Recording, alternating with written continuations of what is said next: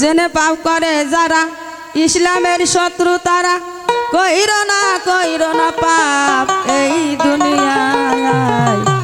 না জেনে পাপ করিলে মাফ করে আল্লাহ তওবা পড়িলে গুনাহ মাফ করে আল্লাহ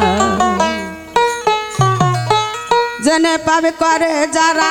ইসলামের শত্রু তারা জেনে পাপ করে যারা